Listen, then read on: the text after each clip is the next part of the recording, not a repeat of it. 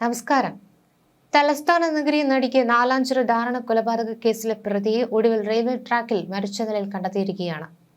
നാലാഞ്ചിറ സ്വദേശി ഹസീന ബീവിയെ ക്രൂരമായി കൊലപ്പെടുത്തിയ ശേഷം ഒളിവിൽ പോയ ഭർത്താവ് സുരേഷാണ് തമിഴ്നാട്ടിലെ ചിദംബരത്തിന് സമീപം ട്രെയിനിന് മുന്നിൽ ചാടി ജീവനൊടുക്കിയത്. ദീർഘനാളായുള്ള കടുത്ത കുടുംബ വഴക്കും സുരേഷിന്റെ അന്ധമായ സംശയരോഗവുമാണ് ഈ ഒരു കൊടും ക്രൂരതയ്ക്ക് വഴിവെച്ചതെന്നാണ് പോലീസിൽ നിന്ന് ലഭിക്കുന്ന വിവരം. കൊലപാതകം നടക്കുന്നതിന് തലേ ദിവസം രാത്രിയും ഇവർ തമ്മിൽ കടുത്ത വഴക്കുണ്ടാവുകയും മണ്ണത്തല പോലീസ് ഇടപെട്ട് പ്രശ്നങ്ങൾ പരിഹരിച്ച് ഇവരെ വീട്ടിലേക്കൊപ്പം വിട്ടയക്കുകയുമായിരുന്നു. എന്നാൽ ബുധനാഴ്ച പുലർച്ചെ 5:30 വീട്ടിൽ നിന്ന് വാക്കേറ്റം മൂർച്ഛിച്ചു. പ്രകോപിതനായ സുരേഷ് തന്റെ 4 മക്കളുടെ കൺമുന്നിൽ വെച്ചാണ് അടുക്കള കത്തി ഉപയോഗിച്ച് ഹസീനയുടെ കഴുത്തറുത്തത്.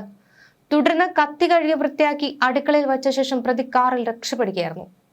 ഹസീന മറ്റാർക്കൊപ്പമോ മാറി താമസിച്ചു എന്ന രീതിയിൽ സോഷ്യൽ മീഡിയയിൽ പ്രചരിക്കുന്ന വാർത്തകളൊക്കെ തന്നെ തീർത്തും വ്യാജമാണെന്ന് പോലീസ് വ്യക്തമാക്കുന്നുണ്ട്. കുടുംബ വഴക്ക് കാരണം മാറി താമസിച്ച ദിവസങ്ങളിൽ ഹസീന സ്വന്തം അമ്മയോടൊപ്പം തന്നെയാണ് കഴിഞ്ഞിരുന്നത്. സ്വന്തം അമ്മ ചോരയിൽ കുളിച്ചു കിടക്കുന്നത് കാണേണ്ടി വന്ന 4 കുഞ്ഞുങ്ങളുടെ നിലവിളി കേട്ടുകൊണ്ടാണ് ആ നാടുണർന്നതും. കൊലപാതകത്തിന് ശേഷം മാനസിക വിഷമം മൂലമാകാം പ്രതി സുരേഷ് ജീവനൊടുക്കിയതെന്നാണ് പോലീസിന്റെ പ്രാഥമിക നിഗമനം. സംഭവ സ്ഥലത്ത് വിരലടയാള വിദഗ്ധരും സയന്റിഫിക് ഉദ്യോഗസ്ഥരുമെത്തി ആവശ്യമായ തെളിവുകൾ ശേഖരിച്ചിട്ടുണ്ട്. സംഭവത്തിൽ മണ്ണന്തല പോലീസ് കേസെടുത്ത് വിശദമായ അന്വേഷണം നടത്തിവരികയാണ്. അന്ധമായ സംശയവും ക്ഷണികമായ ക്രോധവും ഒരു ജീവൻ കവരുക മാത്രമല്ല 4 മക്കളുടെയും ഒരു വൃദ്ധയായ അമ്മയുടെയും ഭാവി കൂടിയാണ് ഇവിടെ ഇല്ലാതാക്കിയിരിക്കുന്നത്. സോഷ്യൽ മീഡിയയിലൂടെ ഇരയെ അധിക്ഷേപിക്കുന്ന വ്യാജ പ്രചരണങ്ങൾ ഇനിയെങ്കിലും അവസാനിപ്പിക്കേണ്ടതാണ്. കൃത്യം നടത്തിയ ശേഷം അതിസമർത്ഥമായി പോലീസിനെ വെട്ടിച്ച് തമിഴ്നാട്ടിലേക്ക് കടക്കുവാനാണ് സുരേഷ് ശ്രമിച്ചത്. ബുധനാഴ്ച പുലർച്ചെ ഹസീനയുടെ കഴുത്തറുത്ത ശേഷം വീട്ടിൽ സൂക്ഷിച്ചിരുന്ന 10,000-ഓളം രൂപയുമായാണ് സുരേഷ് സ്വന്തം കാറിൽ രക്ഷപ്പെട്ടത്. സൈബർ സെല്ലിന്റെ സഹായത്തോടെ പോലീസ് തന്റെ മൊബൈൽ ടവർ ലൊക്കേഷൻ ട്രാക്ക് ചെയ്യുമെന്ന് സുരേഷിന് കൃത്യമായി തന്നെ അറിയാമായിരുന്നു. ഇത് മുൻകൂട്ടി കണ്ട പോലീസിനെ തെറ്റിദ്ധരിപ്പിക്കുവാൻ ഇയാൾ ഒരു ബുദ്ധിപൂർവമായ തന്ത്രം മെനഞ്ഞു.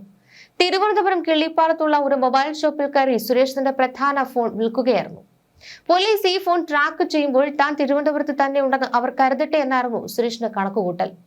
ഇതിനുശേഷം കാർ ബാലരാമപുരത്ത് ഉപേക്ഷിച്ച പ്രതി രഹസ്യമായി കൈവശം വെച്ചിരുന്ന മറ്റൊരു 2ാമത്തെ ഫോണുമായി തമിഴ്നാട്ടിലേക്കുള്ള ട്രെയിനിൽ കയറി ഒളിവിൽ പോവുകയായിരുന്നു. പക്ഷേ പ്രതിക്കായി മണ്ണത്തല പോലീസ് തമിഴ്നാട് പോലീസിന്റെ സഹായത്തോടെ അന്വേഷണം ഊർജിതമാക്കുന്നതിനിടയിലാണ് ഈ രാവിലെയോടെ തമിഴ്നാട്ടിലെ ചിദംബരം റെയിൽവേ ട്രാക്കിൽ സുരേഷിനെ മരിച്ച നിലയിൽ കണ്ടെത്തിയത്.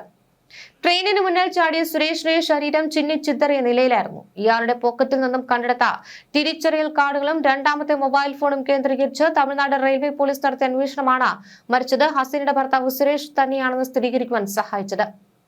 അതേസമയം ഹസീനയുടെ ഇൻക്വസ്റ്റ് നടപടികൾ പൂർത്തിയാക്കിയിരുന്നു. കടുത്ത സംശയരോഗം മൂലം സുരേഷ് അടുക്കളക്കത്തി ഉപയോഗിച്ചുകൊണ്ടാണ് ഹസീനയുടെ കഴുത്തിൽ ആഴത്തിൽ മുറിവേൽപ്പിക്കുകയും നെഞ്ചിൽ കുത്തുകയും ചെയ്തതെന്നാണ് ഇൻക്വസ്റ്റ് റിപ്പോർട്ട് വ്യക്തമാക്കുന്നത്. വിരലടയാള വിദഗ്ധരും സയന്റിഫിക് ഉദ്യോഗസ്ഥരും വീട്ടിൽ നിന്ന് രക്തക്കറ പുരണ്ട കത്തിയും മറ്റു ശാസ്ത്രീയ തെളിവുകളും ശേഖരിച്ചിട്ടുണ്ട്. പ്രതി മരണപ്പെട്ട സാഹചര്യത്തിൽ മണ്ണത്തല പോലീസ് കേസിന്റെ അന്തിമ അന്വേഷണ റിപ്പോർട്ട് ഉടൻ തന്നെ കോടതിയിൽ സമർപ്പിക്കും. അനാഥരായ 4 മക്കളുടെ സംരക്ഷണത്തിനായി ചൈൽഡ് വെൽഫെയർ കമ്മിറ്റി ഇതിനോടകം തന്നെ നടപടികൾ ആരംഭിച്ചു കഴിഞ്ഞു. ക്ഷണികമായ ദേഷ്യത്തിലും സംശയത്തിലും തകർന്നടിഞ്ഞത് ഒരു കുടുംബമാണ്. ഇപ്പോൾ അനാഥരായതാകട്ടെ 4 കുരുന്നുകളും.